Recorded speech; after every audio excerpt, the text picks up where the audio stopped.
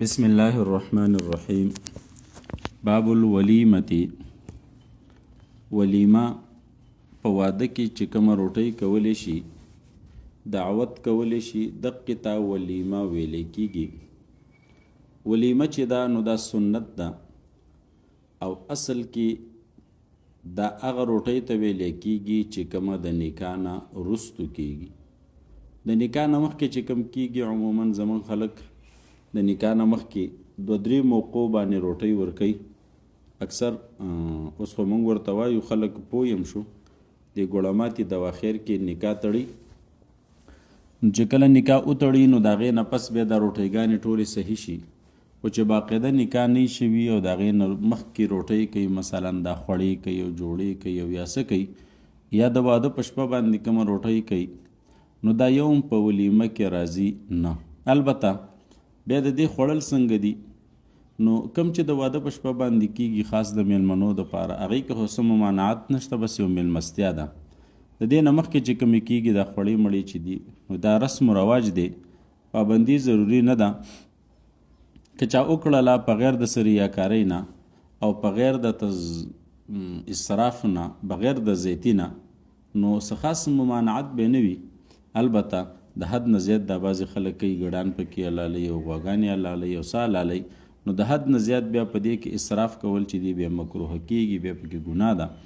خو پی نفسه دا رواجونه دي، د اسلام سره د دې څه تعلق نشته، بس دا د دنیا د خلکو رواج دی. او رواج چې تر څو پورې د اسلام خلاف نه هغې کې پابندي نه وي. د عامو خلکو چې کوم رسم وي، رواج وي، نو چې د اسلام سره کوم ټکراو نه راځي، کوم تضاد ورسره نه راځي، نو ناجایز ورته نه ویلی کېږي. خو زه به هر صورت چې بې حیایي پکې نه وي، ګانې بجانې وغیره، دا کوم چې دې زمانو کې خلک کوي او د حد نه زیات اسراف پکې نه وي، نو څه ممانعت به هم نه وي. خو بهتره روټۍ هغه ده چې دا د نکاح نه وروستو وشي. بیا دې کې د علماو 2 ډلې دي چې یاره ولیمه سنت چې کومه ده، سنت ولیمه، نو دا صرف د نکاح نه پس ده او کنه د خلوت صحیحه نه وروستو ده. نو زیات علما، اکثر علما دا وایي چې یاره کله نکاح وشي او د هغې نه پس ښځه او خاوند په خپل منځ کې یو ځای شي، میله وشي، ولیمه د هغې نه وروستو سنت ده، اوله او بهتره ده. خو زمونږ علما اکثر وایي فقها چې یاره نکاح شوي وي بس دا کافي دی. خلوت راغلی، ښځه او خاوند یو ځای شوي که نه یو ځای شوي، نو نکاح عین ولیمه چې دا په دغه ټیم کې کېږي، که چا وکړه ادا کېږي. او ظاهره دا ده چې نبی علیه السلام زینب رضی الله تعالی عنها په نکاح کې کومه ولیمه کړې وه، نو هغه د خلوت نه مخکې وه. کومه واقعه چې ذکر کېږي چې نبی علیه السلام ولیمه کړې وه، میلمانې راغوښتي وه، زینب رضی الله عنها ناسته وه، دیوال ته مخ کړی و، خلکو ته شا کړی وه، څادر یې په ځان باندې رچولی و. نبی علیه السلام کوشش کو چې خپل کور والا خواله ورشي، خو خلکو ډوډۍ وخوړه او بیا وتل نه، خبرې اترې کولې. نبی علیه السلام ترې راووتو، بیا لاړې، بیا رالې.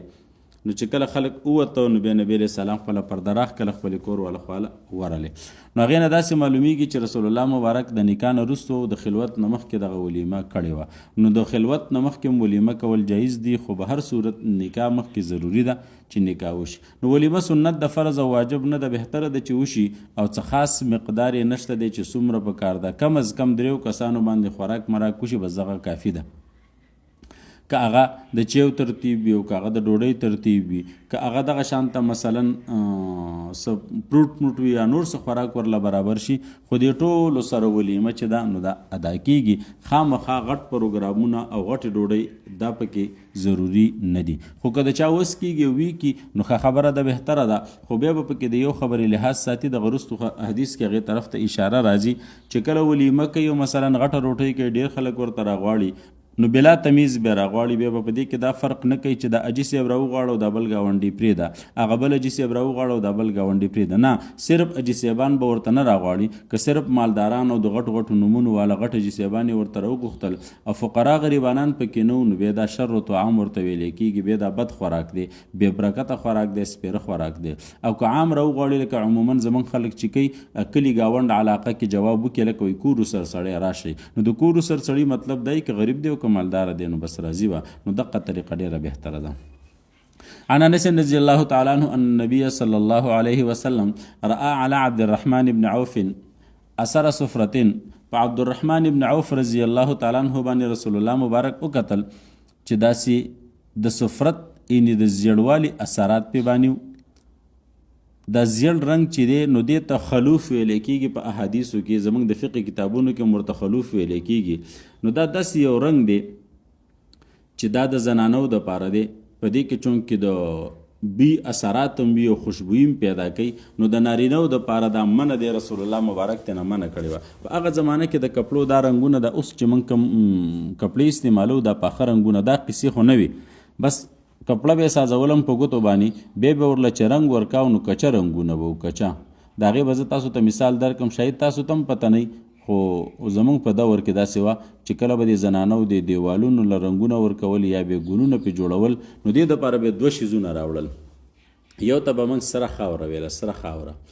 نو هغه سره خاوره به راوړه اوبو کې به واچوله حل را حل به کړه د هغې نه به تکې سري اوبه ووتې هغه به په دیوال باندې لګولې ګلونه به یې پې کول او دویم شیز چې و هغې ته به شوکاڼې ویلو هغې به تک سپین رنګ کاو نو هغه به چې په اوبو کې واچو د هغې نه به تک سپین رنګ راووتو په هغې باندې به ګلونه ملونه کول نو هغه زمانه کې به د کپړو دپاره هم زنانو دقه شانته رنګونه استعمالول په هغې کې به بوټي استعمالېده پاڼې څه ګلونه به پکې استعمالېده خو بس ساده طریقې وې زنانو به هغه ګلونه ملونه راجمع کړه او بیا به په اوبو کې واچول او به خوټ کول او کپړې به پکې ووالې راووالې بس هغه به رنګدارې شولې خوشبوداره به شولې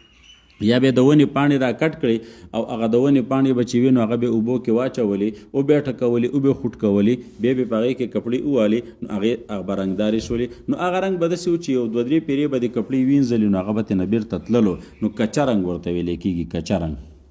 نو د عبدالرحمن ابن عوف رضی الله عنه په دې کپړو باندې کچه رنګ و زیړ فقال نبی علیه السلام ورته ما هذا داسې دی یعنی مطلب دا دی چې د سړو دپاره خو د داسې قسمه رنګ نه ما منع کړې ده بیا تا څنګه لګولی دی په کپړو باندې نو قال دوی ویل انی تزوجت امرأة د الله نبی ما خو د یو ښځې سره نکاح کړې ده یعنی مطلب دا دی چې دا رنګ ما په خپلو کپړو باندې نه دی لګولی بلکې دا زما د ښځې د کپړو نه زما په بدن یا په کپړو باندې لګېدلی دی یو عذر یې پیش کو که نه علا وزن نوات من ذهب او ما نکاح کړي د هغې سره په اندازې د یو اډوکي د کجوري د سرو زرو یعنې د کجوري د اندازې مطابق چې څومره د هغې وزن دی دومره سره مې ورله په مهر کې مقرر کړي دي قاله نبی علیه السلام وفرمیل بارک الله لکه الله دې تا ته په هغې کې خیر او برکت واچوي دا مبارکیم ده او دعام ده اولم ولیمه وکه ولو بشاتن اگر چې یو چیلی ولینئ ولو بشاتن کې دا 2 احتمال دي یا پکې تقلیل ته اشاره ده یا پکې تکثیر ته اشاره ده تقلیل مطلب دا دی ولو بشاتن کته لږه ولیمه کې او یو چیلی ملالې کنه ګډه ملالې بس دغه کافي ده یعنې دا معمولي غونته کې شوله او که مقصد دی چې ډیروالي طرف ته پکې اشاره نو ولو بشاتن مطلب دا دی چې ته ولیمه وکړه اگر چې ته غټه ولیمه وکړې او ډېر خلک راوغواړي او چیلی پکې حلال کړي نو چونکې په هغه زمانه کې فقر او غریبي ډیره زیاته وه نو په چیلی باندې ولیمه کول دا غټه ولیمه وه لږه نه وه نو ځکه د شارحین وایي چې دې کې تکثیر مراد دی ډیروالی وعنه رضی الله تعالی عنه قال ما اولم رسول الله صلی الله علیه وسلم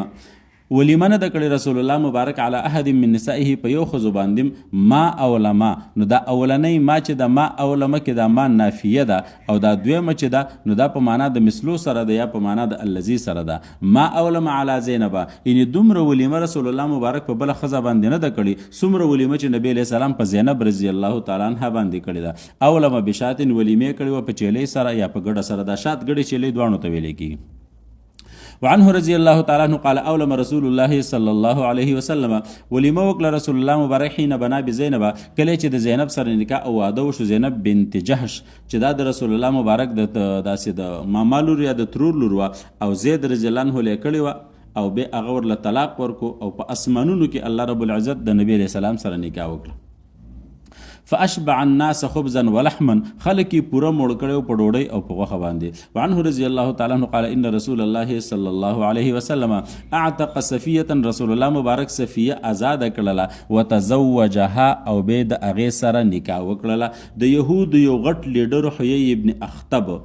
د یهودو مشرو د اوس یا د خزرج مشرانو کې نو نبی علیہ السلام چې کله خیبر فتح کړلو نو په دې خیبر کې چې کوم قیدان د دی په لاس کې راغلی نو یو پکې د حیی ابن اخطب دا لور وه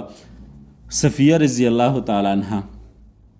بیا دا په تقسیم کې د نبی علیہ السلام ورسېدله نو چې وی رسېدله نبی علیہ السلام ایسته آزاده کړله او نکاح ورسره وکړله وجعل عتقها صداقها او د دې د ازادي د دې مهر وګرځولو. مخکې مې هم درته ویلو نو دا د وینځ او د غلام ازادي خو مهر نه ګرځي خو د دې مطلب دا دی چې مثلا اول د دې وینځ سره عقد کتابت وشي چې زه به تا آزاده کړم مثلا په 50,000 روپۍ باندې بیا ورسره ورته ووایي چې بس ځه که نکاح را سره کې نو دغه 50,000 روپۍ د ازادۍ چې کومې دي دا به درته معاف کړم نو دا اصل کې د ازادي مهر نشي بلکې دغه 50,000 روپۍ مهر شي. و اولم علیها بحیث او رسول الله مبارک په هغې باندې ولیمه کړې وه بحیث په حلوا سره. د دې وروسته د بل حدیث کې تفصیل دی. وعنه رضی الله تعالی عنه قال اقام النبي صلی الله علیه وسلم بین خیبر والمدینه. رسول الله مبارک چې د خیبر د غزا نه را واپس شو نو د خیبر او د مدینې په منځ کې ایثار شوی 3 لیالین 3 شپې یبنى علیه بصفیه چې الته د صفیه سره وادم کړو. فدعوت المسلمین الی ولیمته نو ما مسلمانانو ته دعوت ورکړو د رسول الله ولیمې دپاره چې راشي نبی علیہ السلام تاسو د پاره ولیمه کړې ده. وما كان فيها من خبز ولا لحم او په دغه ولیمه د رسول الله مبارک کې نه ډوډۍ ونه پکې غوښه وه. وما كان فيها او نه پکې نور داسې ډېر خوراکونه الا امر بالانطاع مګر رسول الله مبارک امر وکړو په دسترخوان باندې. انطاع اصل کې د چمړې دسترخوان ته ویل کېږي او په هغه وخت کې به داسې روغه چمړه وه لکه د غوا یا د اوښه بس دا به د ځان سره ګرځوله چې کله به یې څه خوراک مراک کوو نو هغه به په ځمکه باندې خور کو بیا به پې کېناسته. انطاع دقې ته ویل کېږي. ستت نو هغه دسترخوان خور شو فالقي عليها التمر په هغې باندې کجوري واچولې شولې والعقط او پنیر والسمن او غوړي نو سوچه غوړي پنیر او کجوري نو دغه حلوا و چې رسول الله مبارک تیرا ولیمه کړې وه. خدا چې داسې بیل بیل پراته نو بیا خو ورته حلوا نه ویلی کېږي خو چې کله د خپل منځ کې مکس کړی شي میلاو کړی شي نو بیا ترنه حلوا جوړیږي. نو ممکنه ده چې دا ټول میلاو شوي خو دی اجزا بیان کړه او ممکنه ده چې دا بیل بیل پراته خو خلکو به راخستل په دې طریقې سره چې دا کجوره به راواخستله نو هغه به پنیر به ورسره لږ راکټ کو غوړو کې به ګنده کړه نو بیا به خوړله نو په دې خوله کې به ترنه یو قسمه حلوا جوړه شو. وعن صفية بنت شيبة رضي الله تعالى عنها قالت اولم النبي صلى الله عليه وسلم على بعض نسائه رسول الله مبارک ولیمه کړې وه په بعضې بیبیانو باندې بمدین من شعیر په 2 سیره وربشو باندې. لاندې ورته لیکلي لعلها ام سلمه کېدای شي چې دا د ام سلمې نکاح وه یعنې د ام سلمه رضی الله عنها سره چې نکاح وشوله نو په هغې کې ولیمه کړې وه په 2 سیره وربشو باندې. وعن عبد الله بن عمر رضي الله تعالى عنهما أن رسول الله صلى الله عليه وسلم قال إذا دعي أحدكم إلى الوليمة کله چې تاسو کې چاته د ولیمې دعوت ورکړی شي نو فلیأتها نو خامخا دې ورته راشي. اکثر فقها د دې نه دا خبره اخذ کوي چې د ولیمې دعوت قبلول دا واجب دي. بعض علما وایي چې نه واجب نه دی بلکې دا امر د استحباب د پاره دی خو بیا هم د ولیمې دعوت ته حتی الامکان تلل پکار دی. متفق علیه. وفي روایت لمسلم فلیجب چې چاته دعوت ورکړی شو د خوراک د پاره نو دی دا دعوت قبول کړي عرسن کان او نحوه کاغه واده وي او قبول شي. وعن جابر رضي الله تعالى عنه قال قال رسول الله صلى الله عليه وسلم اذا دعي احدكم الى طعام فليجب کله چې تاسو کې چاته د خوراک دعوت درکړی شي نو هغه قبلوي هغه د قبول کې فإن شاء طعم به که خوخي نو خوراک دی الته وکي و ان شاء ترکو که خوخي نو خوراک دی نه کوي. یعنی مطلب دا دی چې شادر ته دعوت درکړو نو خامخا به د اغزه ته ورزي کته روجي مثلا او یا پریزي او خوراک ونه کې نو دی کې سمنه نشته دی خدا ورتل ضروری دی. وعن ابي هريره رضي الله تعالى عنه قال قال رسول الله صلى الله عليه وسلم شر الطعام طعام الوليمه بدتر په خوراکونو کې ان سپیره خوراک او بے برکت خوراک چې د ولیمې خوراک دی. ولی يدعى لها الاغنياء دې ته مالداران نه غوښتل کېږي وي ترک الفقراء او غریبانان پرې خوستل شي. په دې وجه باندې دا سپیره خوراک دی او که دا پکې نه مطلق خلک ورته راغوښتلی شوی بې سپیره نه دی ښه. ومن ترک الدعوه او چا چې دعوت پرېښوستو ان دعوت قبول نه کړو ورله لا نړی فقد عصى الله ورسوله د الله او د الله د رسول نافرماني وکړله. او په دې کې بعضې فقها وایي چې دا خو د دې دلیل دی چې یاره دا دعوت قبلول واجب دی خو چونکې مرقات کې مولا علی قاری رحمت الله علیه فرمایي چې جمهور فقها وایي چې نه دا واجب نه دی خو دا په استحباب کې یو قسمه مبالغه ده یعنې خامخا حتی الامکان قبلول پکار دی. وعن ابي مسعود الانصاري رضی الله تعالی عنه قال كان رجل من الانصار يكنى ابا شعيب په انصارو کې یو سړی چې دته ابو شعيب ویلې کېدو. كان له غلام لحام د دې یو غلام چې ډیر غوښه پخون کې یا غوښه خرڅون کې. فقال دورته اصنع لي طعاما مال یو خوراک جوړ کې یو پروګرام را لوه کې یک فی 5 چې د 15 کسانو کار کوي. لعلی ادعو النبي صلی الله علیه وسلم خامس 5 کې دې شي چې زبګ رسول الله مبارکم راو غواړم چې غب په 15 کې یو کس وي. یعنی مطلب دا دی چې صرف 15 کسان دا غواړم نو کې دې شي چې یو پکې نبی علیہ السلام سلور بنوري. دای ورته ځکه ویلې چې په دې خوراک کې له کوشش وکړه چې رسول الله مبارک زما کور ته راځي نو چې بهترین خوراک وکړي. فصنع له طعاما نغور لغونته کې خوراک تیار کو طعاما مختصر خوراک ورله تیار کو. ثم اتاه فدعوه برال نبی علیہ السلام رو غختلو فتبعهم رجل رسول الله مبارک پس یو سړی روان شو اغم پس شاته راتلو. فقال النبي صلی الله علیه وسلم یا ابا شعیب ای ابو شعیب ان رجلا تبعنا دا سړی موږ پس روان دي. ما ورته نه دی ویلی چې راځه خو را پس روان دي. فان شئت اذنت له کستا خو اجازه ورته ورکا و ان شئت ترکته کستا خو نو بس پریدا. د دې مطلب دا شو چې په غیر د دعوت نه په غیر د غختلو نه د چا روټۍ لتلل دا جایز نه دي. رستو حدیث کې راځي کنه که څوک دغه شانته لاړې چې دته دعوت د روټۍ نه دی ورکړی شوی او دی لاړې نو دا یو قسم غاصب دی او سارق دی ګناه ده نو بغیر د دعوت نه بنځي. او که اوس یو کس ته دعوت شوی یو دی د ځان سره بل بوزي نو دام ناروا دي دام جایز نه دي الا هغه سړی چې هغه مثلا مشر سړی دی یا عالم دی مثلا یا د علاقې یو خان ملک دی نواب دی او دته چې څوک دعوت ورکوي نو ټولو خلکو ته دا پته ده چې یاره دی راځي نو خامخا د سره یو کس ورسره وي یا 2 کسان ورسره وي. نو که داسې سړی د ځان سره یو کس نیمبوزي هغه دپاره به دا جایز وي. موږ چې عموما څوک دعوت راکړي او یوازې لاړ شو نو بیا خلک تپوس کوي دا ولې یوازې راغلی طالبان دې ورسه ولې نه دي راوستي یو 2 کسان به دې راوستي وي. نو د دې مجبورۍ نه موږ چې ځو چېرته نو ځان سره خامخا یو کس بوزو چې هلته به خلک تپوسونه کوي چې راولي. نو موږ ته چې څوک جواب کوي نو د هغې خیال دی چې یاره بس دته مې چې جواب وکړو نو دا د یوې پینډې جواب دی. نو قال دې سړي والله بل اذنت له بلکې زه ورته اجازت ورکوم. وعن انس رضی الله تعالی عنه ان النبي صلی الله علیه وسلم اولم على صفیه بسویق وتمر. رسول الله مبارک په صفیه باندې ولیمه کړې وه د دې په نکاح باندې بسویق ستوان و تمرین او په کجوري سره. ستوان خو پیژنې که نه چې داسې اوړه په غوړو کې سره کړی شي بیا په هغې کې چینی وغیره واچولی شي دغې ته ستوان وي. وعن سفینة رضی الله تعالی عنه ان رجلا ضاف علی ابن ابي طالب یو سړی د علی رضی الله تعالی عنه میلمه شو نو هغه ورله میلمستیا وکړه. فصنع له طعاما خوراک یې ورله تیار کړو. فقالت فاطمه لو دعونا رسول الله صلی الله علیه وسلم که چرته موږ دې ته نبی علیه السلام هم راغوښتې وې یعنې په کور کې ښه پخلی وشو نو ښکاره خبره ده چې په داسې وخت کې بچو ته خپل مور پلار ور یادېږي او مور پلار ته خپل بچي را یادېږي. نو فاطمة الزهرا رضی الله تعالی عنها چې وکتل چې په کور کې داسې بهترین خوراک تیار شوی دی او نبی علیه السلام خو چونکې په گاوڼ کې نو یاره که موږ نبی علیه السلام ته دعوت ورکړی وی وغه راغلی وی زموږ سره دا ډوډۍ خوړلې وی فاکل معنا نو فدعوه علی سیبل دا خاصانه خبره ده دعوت ولا ورکو. فجاء نبی علیہ السلام رالی فوضع يده على عزادته الباب. نو رسول الله مبارک داسې ودرېدو د دروازې په دې درشلو باندې لاسونه کېښوستل. فرأى القرامه قد ضرب في ناحيه البيت. نو وی کتل چې یو ګلداره کپړه د دې کور په یو سیټ کې راځوړنده کړې شوې ده. فرجع است نبی علیہ السلام بیرته واپس شو. اصل خبره داسې وه چې داسې یو کپړه وه چې دی په دیوال باندې راچولې وه او هغه کپړه وه ګلداره. نو په دې کې ظاهره دا ده چې د حیواناتو تصویران پکې د جاندارو شیزونو. بعضې شارحین وایي چې نه د جاندارو تصویران خو پکې نه وو خو رسول الله مبارک چونکې عاجزي خوښوله نو خپلې لور ته هم دا تنبیه ورکوله چې بچی ته خو د پیغمبر لوري څه ضرورت دی چې تا په دیوال باندې داسې ګلدارې کپړې راخورې کړي دي د دې نه غیر خو ستا په دې کې شپې تیریږي. یعنې سادهګۍ ترغیب یې ورکاو چې بس دیوال دی بس ساده دیوال دی داسې ټیک دی او کپړو ته به ضرورت نشته. فرجع عنه نبی علیہ السلام استبیته واپس شو د وره نه واپس شو دنه نه رانلې. قالت فاطمه وی فتبعته نو زه په دې پسې روان شو.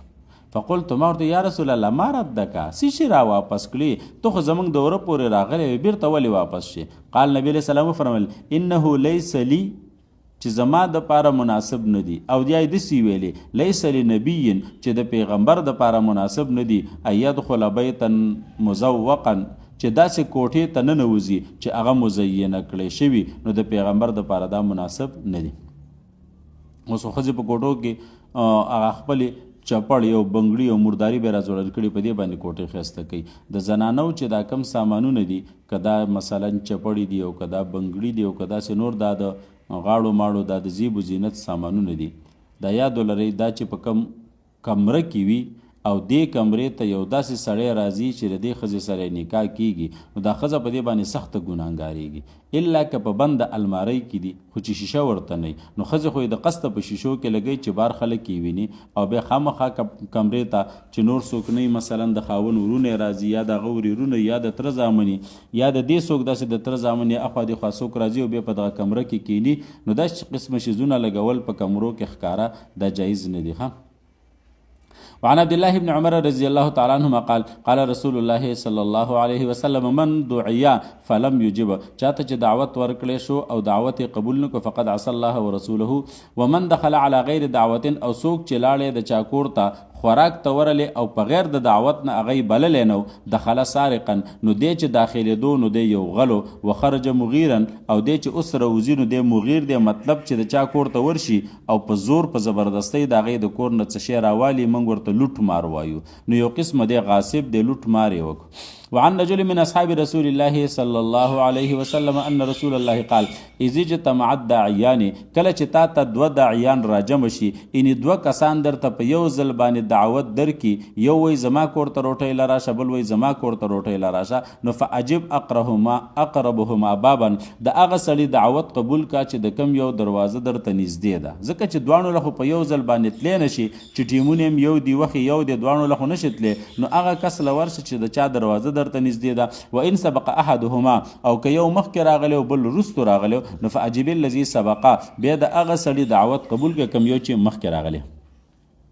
وعن ابن مسعود رضي الله تعالى عنه قال قال رسول الله صلى الله عليه وسلم طعام اول يوم حق د اولنۍ ورځې روټۍ د واده د اولنۍ ورځې روټۍ چې د حق دام حق د معنا جایز ده بالکل صحیح ده. وطعام يوم الثاني سنت او په دویم ورځ باندې روټۍ کول دا سنت دي یعنې چې کله نن نکاح وشوله مثلا او شپې له ښځه او خاوند په یو خپل منځ کې میلو شو او په سبا له پسې روټۍ کوي نو د واده دویمه ورځ ده نو دا سنت ده. وطعام یوم الثالث سمعة او د درېیمې ورځې روټۍ چې ده دا بې خالص ریاکاري ده چې مسلسل 2 ورځې 3 ورځې 4 ورځې روټۍ کوي نو دا بې خالص ریاکاري ده د دې ځان ساتل پکار دی. ومن سمع الله به او څوک چې د ریاکاري او د خلکو ته د اورولو دپاره داسې خرچې کوي الله رب العزت به هم د ده دا خوراکونه او دا خرچې هغه طرف ته واړوي.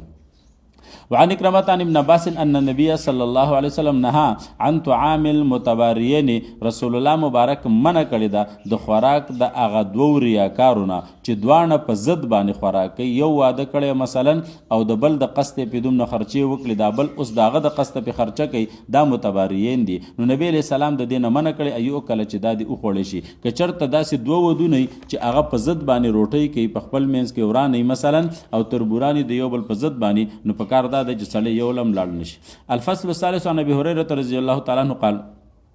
قال رسول الله صلى الله عليه وسلم المتباريان لا يجابان د ریاکارو خلکو چې د یو بل په ضد باندې روټۍ کوي د دې دعوت دی قبلولی نشي ولا یوکل طعامهما او د دې خوراک دی خوړلی نشي. قال الامام احمد يعني المتعارضين بالضيافه فخرا ورياء چې دی داسې وي چې په دعوت کې په میلمستیا کې د یو بل سره ضد کوي د فخر او ریا په طور باندې. وعن عمران بن حسين رضي الله تعالى عنهما قال نهى رسول الله صلى الله عليه وسلم عن اجابه طعام الفاسقين چې تاسو د فاسقانو دعوتونه مقبلوي ان چې هر قسمه روټۍ کړي وي خو چونکې دی په خپله باندې بېلمازه دی ناولې دی او یای مثلا دا پیسې حلال او پاکې نه دي ګنده دي نو د هغې دعوت مقبلوي.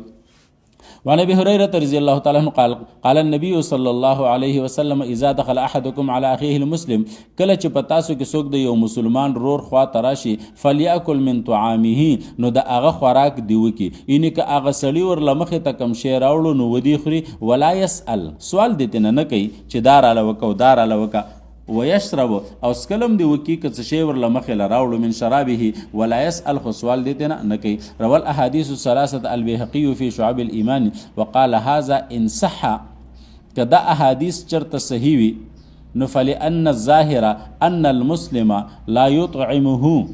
ولا يسقيه الا ما هو حلال. یعنی مطلب دا دی چې دا احادیث چې صحیح وي نو د دې مطلب دا دی چې ته د مسلمان د لاس نه خوراک کوه. ولی ظاهره خبره دا چې یو مسلمان تا ته دعوت درکوي او پتا باندې خوراک کوي نو دی به در باندې حلال خوراک کوي او که ستا مخې له کوم څښاک راوړي نو هغه به هم حلال وي حرام به نه وي. نو د ولا یسأل معنا دا شوله چې تپوس ترې مه کوه چې دا ډوډۍ د څه شي نه پخ کړې ده او دا ترکاري د څه شي نه پخ کړې ده او دا غوښه د سخي ده او که د میخې ده که د هر څه شي خو هغه مسلمان دی کلمه وایي نو تاله چې کوم خوراک تیار کړی دی هغه وخوره. البته که تا پریز دی مثلا یو شی ستا په صحت باندې ښه نه راځي او د هغې د وجې نه تپوس وکړي چې یاره دا ماله ښه دي یاره له ښه نه دي نو دغې کې به کوم منه نه وي خو د حلال او د حرامو تپوس به نه کوي. بس دی.